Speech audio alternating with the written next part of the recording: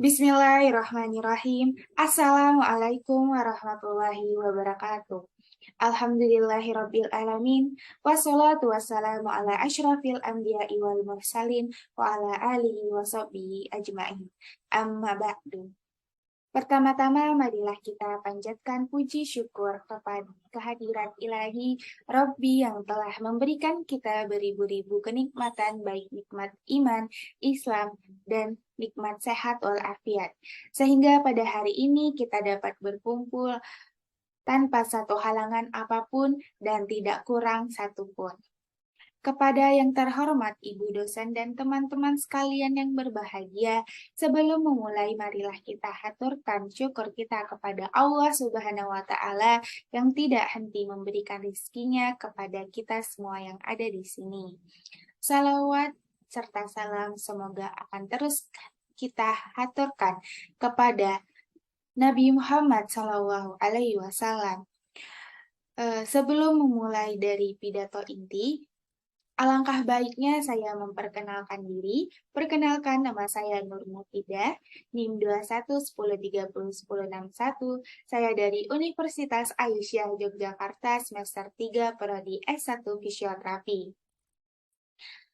Pada kesempatan kali ini saya akan menjelaskan sejarah berdirinya Muhammadiyah dan Aisyah di Indonesia. Banyak orang mengetahui Indonesia memiliki banyak keberagaman. Salah satunya adalah keberagaman agama. Islam adalah agama yang paling banyak dianut di Indonesia. Bahkan, dunia sudah mengakui bahwa Indonesia termasuk dalam salah satu negara muslim terbesar. Mulai dari zaman dahulu hingga sekarang, penganut Islam di Indonesia semakin pesat. Indonesia mempunyai organisasi Islam terbesar, salah satunya adalah organisasi Muhammadiyah. Muhammadiyah didirikan atas dasar keinginan dari Kiai Haji Ahmad Dahlan untuk mendirikan organisasi yang dapat dijadikan sebagai alat perjuangan dan dakwah untuk menegakkan amar ma'ruf nahi munkar yang bersumber pada Al-Quran, pada surat Ali Imran ayat 4 dan surat Al-Ma'un, sebagai sumber dari gerakan sosial praktis untuk mewujudkan gerakan tauhid. Didirikan pada bulan Zulhijjah, tepatnya pada tanggal 18 November 1912 di Kauman, Yogyakarta. Muhammadiyah didirikan oleh seseorang tokoh agama bernama Kiai Haji Ahmad Dahlan. Pergerakan organisasi bernama Muhammadiyah ini diambil dari nama Nabi Muhammad SAW dan diharapkan dapat mengikuti dalam segala amal, tindakan, dan perbuatannya. Organisasi sendiri memiliki fungsi yaitu sebagai tempat atau wadah di mana di dalamnya mengatur dan memberikan arahan untuk mencapai sebuah tujuan bersama. Muhammadiyah adalah gerakan Islam yang melakukan dakwah amar ma'ruf nahi munkar dengan maksud dan tujuan menegakkan dan menjunjung tinggi agama Islam sehingga terwujudnya masyarakat Islam yang sebenar-benarnya. Muhammadiyah memiliki 3 ciri, yaitu Muhammadiyah sebagai gerakan Islam, Muhammadiyah sebagai gerakan dakwah Islam amar ma'ruf nahi munkar, Muhammadiyah sebagai gerakan tajdid. Muhammadiyah berpandangan bahwa agama Islam menyangkut seluruh aspek kehidupan, meliputi akidah, ibadah, akhlak, dan muamalat duniawiyah yang merupakan satu kesatuan utuh dan harus dilaksanakan dalam kehidupan perorangan maupun kolektif. Mendirikan organisasi Muhammadiyah bertujuan memberikan wadah untuk memudahkan dakwah dengan berkiblat kepada ajaran Al-Quran dan hadis. Kegiatan ini pada awalnya juga memiliki basis dakwah untuk wanita dan kaum muda berupa pengajian Sidratul Muntaha. Dikarenakan pada zaman dahulu, orang-orang banyak dipengaruhi hal-hal mistis. Selain itu, tujuan organisasi Muhammadiyah untuk mengembangkan ilmu agama yang dapat bersaing dengan zaman yang kekinian saat ini. Muhammadiyah mulai berkembang pada tahun 1917, mengadakan kongres di Yogyakarta.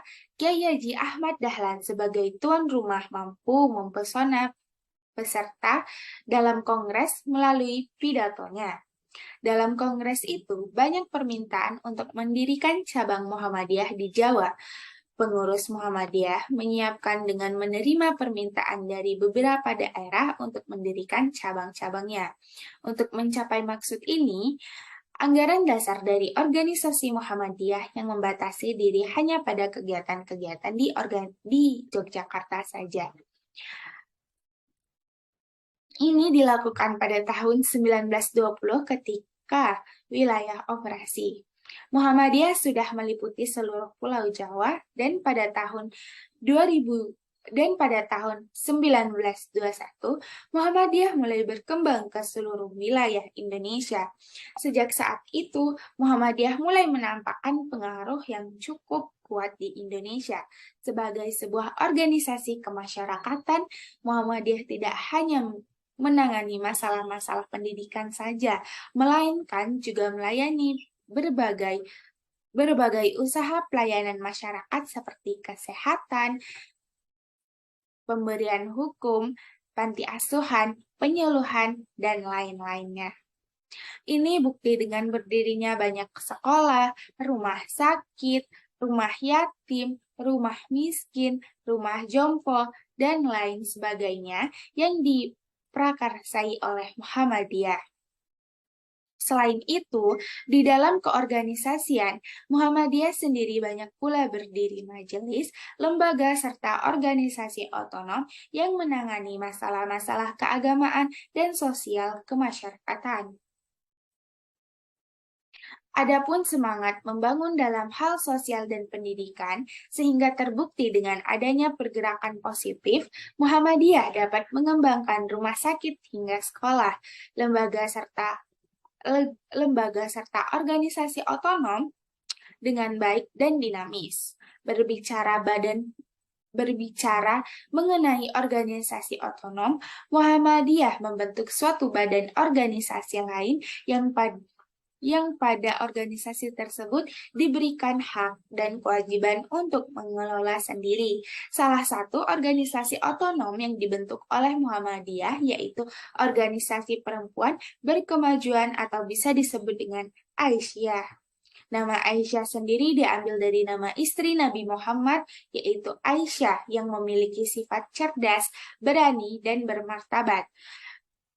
Penamaan tersebut diharapkan perempuan-perempuan di tanah air dapat mengikuti sifat serta perilaku Aisyah dan akan menjadi teman dakwah sekaligus teman perjuangan bagi Muhammadiyah.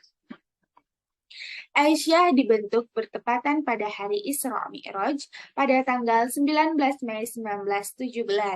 Isu-isu yang beredar di tengah masyarakat pada saat itu, perempuan tidak diberikan haknya untuk menempuh pendidikan yang formal dan harus berada tetap di rumah saja. Maka dari itu, terbentuknya Aisyah sebagai organisasi otonom yang dibimbing langsung oleh istri Kiai Haji Ahmad Dahlan, yaitu Nyai Ahmad Dahlan, untuk diberikan tanggung jawab mengelola organisasi tersebut. Aisyah tumbuh dengan menggenggam tujuan dan cita-cita yang ingin diraih. Sekitar tahun 1919, Aisyah mendirikan sekolah dini pertama di Indonesia bagi anak-anak yang bernama Probel untuk memberantas kebodohan pada masa itu. Berdasarkan dengan nama tersebut, akhirnya sekolah dini anak-anak berganti nama menjadi TK Aisyah Bustanul Atfal yang sampai saat ini ada di seluruh Indonesia. Segala tekad, upaya, serta kemampuan dilakukan oleh Aisyah untuk menjunjung tinggi martabat kaum perempuan. Pada tahun 1926, Aisyah menerbitkan majalah yang di dalamnya memuat tentang program-program dan kegiatan yang akan dijalankan. Berkat peran penting dalam memajukan kaum perempuan, Aisyah berperan aktif dalam kegiatan-kegiatan seperti kegiatan sosial, keagamaan, pendidikan, pemberdayaan, hingga kesehatan metode dakwah.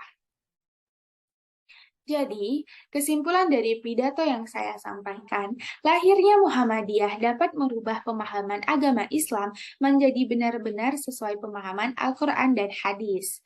Muhammadiyah memfokuskan usaha kepada memperbaiki hidup beragama dengan nilai amal, pendidikan, dan sosial.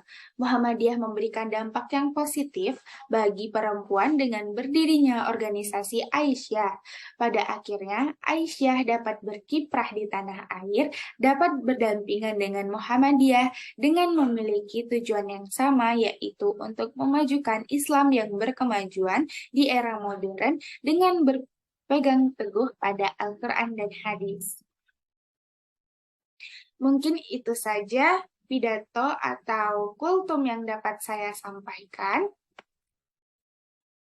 Semoga kita semua semakin bersyukur atas segala nikmat yang telah Allah berikan kepada kita. Dan semoga kita semua termasuk orang-orang yang digolongkan kepada golongan hamba yang pandai bersyukur dan menjadi manusia yang mutakin di sisi Allah Subhanahu wa Ta'ala. Amin. Cukup sekian yang dapat saya sampaikan. Terima kasih banyak atas perhatiannya. Wabillahi taufiq wal hidayah. Fastabiqul khairat. Wassalamualaikum warahmatullahi wabarakatuh.